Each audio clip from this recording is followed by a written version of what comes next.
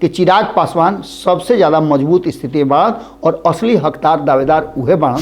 चिराग पासवान के साथ लगातार भीड़ जुटना, भले ही सांसद उनका लगे बाड़े लेकिन संतुष्ट नहीं खन। आवे वाला 2024 के चुनाव में कैसे उनका आगे बढ़े के बाद जना से कि 2025 में तेजस्वी यादव के मुख्यमंत्री के कुर्सी तक पहुंचावल जा सके। गोड़ लागत नहीं, हेरा से अभिनंदन बा। रुआ लोग खूटा ठोक पर बानी और रोज के तरह आजो हम 4 लाइन से शुरुआत करब, लेकिन आज फिर से हमार लाइन नहीं है, ये फिर से नमन जी का लाइन है जो आज से 7-8 साल पहले वो लिखले रहन। बड़ा सारगर्भित बा और बहुत गहराई छिपल बा। ध्यान से सुनब सब है, कारण कि एकरा के सुनला के बाद रुआ मनन मंथन दोनों करे के पड़ी। लिखेले कि कुछ तो रुसवाइयों से भी डरा करो नमन, कुछ तो रुसवाइयों से भी डरा करो नमन, ये ज़रूरी नहीं कि हर राज बताई जाए, ये ज़रूरी नहीं कि हर राज बताई जाए। सच है टिकता नहीं पानी पर कोई मीर, सच है टिकता नहीं पानी पर कोई मीर, क्या ज़रूरी है कि हर नाव डुबाई जाए।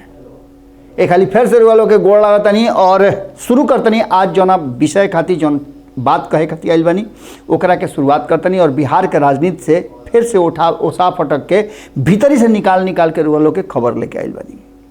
सबसे बड़ बात बा कि जैसे जैसे दिन नियर आइल जाता, एक दिन बीतल जाता, वैसे वैसे इस देश में और बिहार के राजनीति में उमस बढ़ल जाता। जैसे वो देख लो कब ना कि चैत के महीना और गर्मी अपार, कहल जाला कि चैत के महीना साँझ में गर्मी और सवेर में ठंडा लगेला, एगो चदर के जाड़ होला। वैसा ही बिहार के राजनीति में भी के केकरा के चदर ओढ़ाई और के केकरा के गर्मी से दूर भगाई, ये बात के चर्चा खूब हो रहा बा।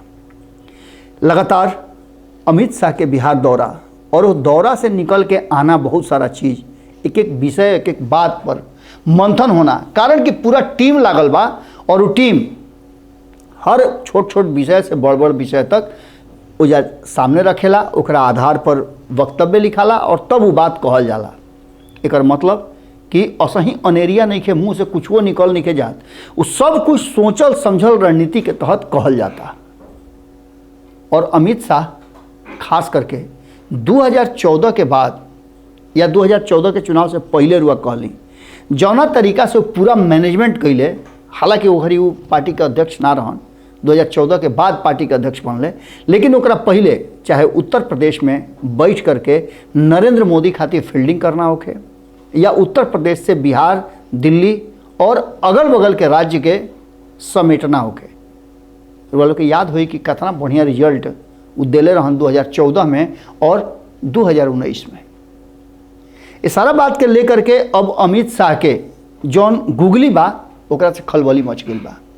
अमित शाह ये बात स्पष्ट तरीका से कह दिले बाड़े, हालांकि दावा करे वाला ये भी दावा करता कि जेकरा से एग्रीमेंट होके के बाद जेकरा के साथे रखे के बाद और 2024 के चुनाव जेकरा साथे लड़े के बाद उस सब लोग से फाइनल बातचीत हो गई बा, लेकिन नज़र नहीं के आवत, कारण कि सतह पर कुछ भी नज़र नहीं के आवत और एकरा के लेकर के खलबली तो मचल जरूरी बा।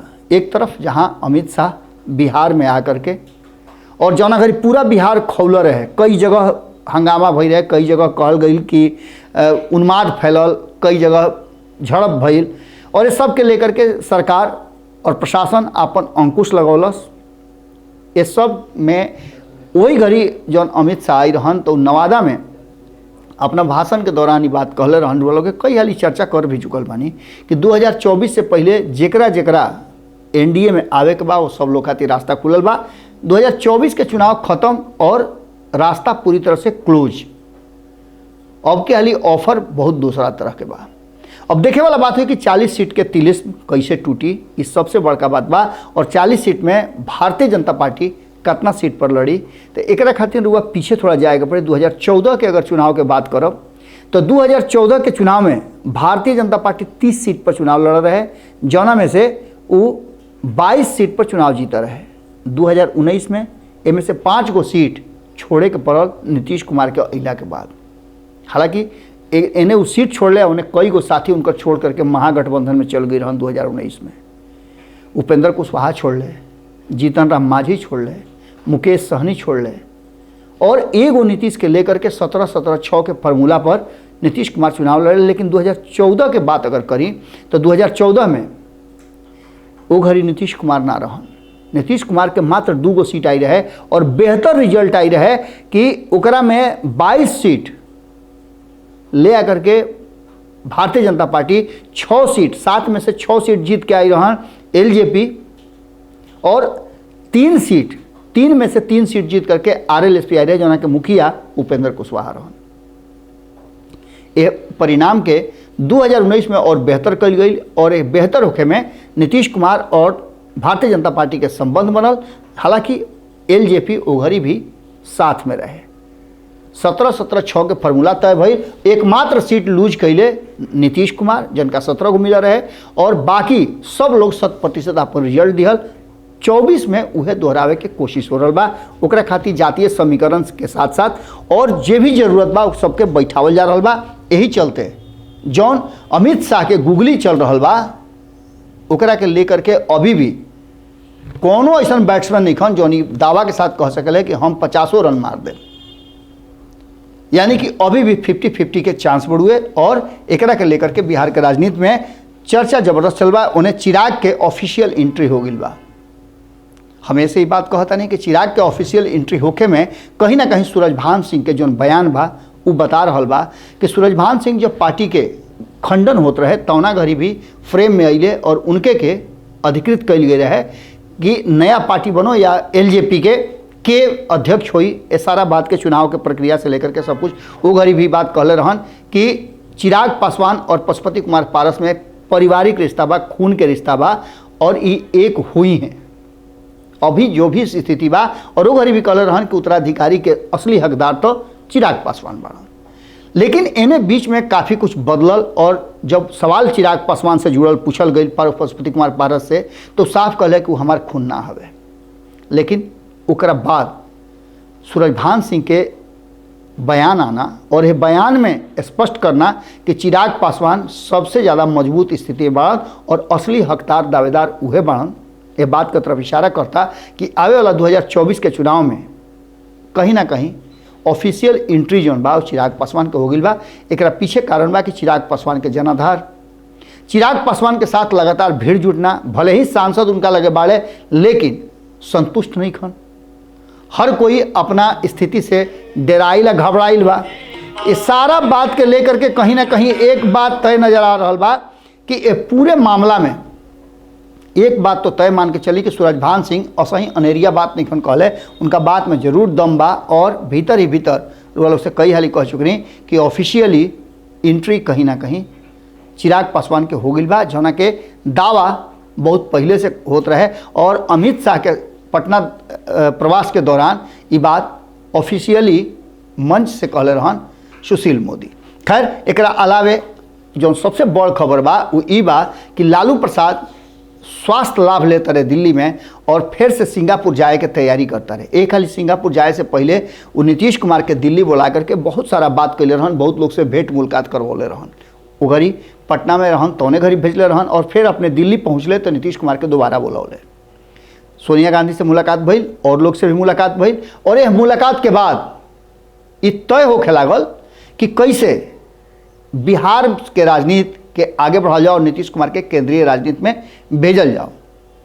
ये सारा बात के लेकर के नीतीश कुमार के दिल्ली बुलौले बड़े और कहल जा रहा बा कि यह बुलावला में सिर्फ भेंट मुलाकात नहीं के बल्कि 40 सीट के जो तिलिस्म बा ओकरा के इहो तोड़े के कोशिश करी हैं। और आवे वाला समय में पार्टी के विलय से लेकर के जो चर्चा सब चल रहा बा कि और के शामिल हुई कि एकरा कितना सीट मिली, ये सब बात के कहीं ना कहीं फाइनल करे के तैयारी हुई।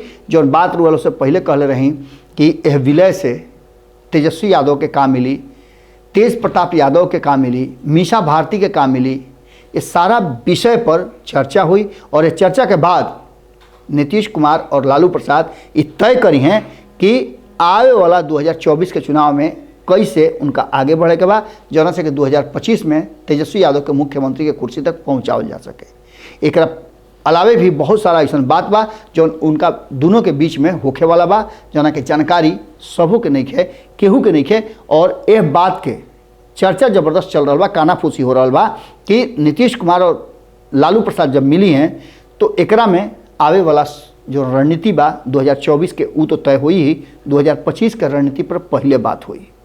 सीट शेयरिंग के फार्मूला भी तय हुई, केकरा के कितना सीट देवे बा और कौन पार्टी उनका साथे रही के ना रही, केकरा संगे कैसन व्यवहार करे बा, सारा चीज़ बिल्कुल खुल करके आपस में बातचीत करके फाइनल कर लिया।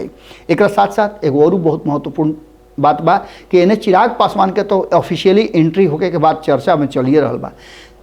उपेंद्र कुशवाहा बहुत खुश बाड़े, एक मतलब बा कि उनको बातचीत फाइनल हो गई बा। लगातार दिल्ली प्रवास में रहे और यह बीच में हालांकि तस्वीर मिले जुले के नहीं के आई, लेकिन कहल जा रहा बा कि सब कुछ लगभग सेट बा और बहुत जल्द एक घोषणा हो सकेला।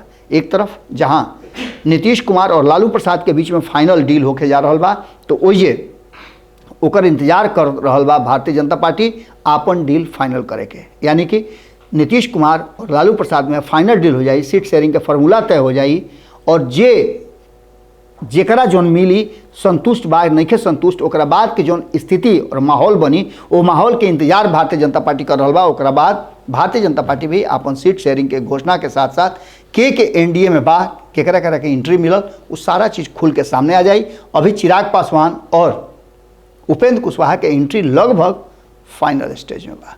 आज खूटा ठोक में रुआ लोग से एजे विदा ले, कल फिर भेंट हुई, नया विषय हुई, नया बात हुई, फिर रुआ लोग से निहोरा करब कि रुआ लोग लगे और कोनो विषय बा, रुआ लोग कोनो विशेष बात जानल चाहता नहीं तो कमेंट बॉक्स में जरूर लिखी सब है।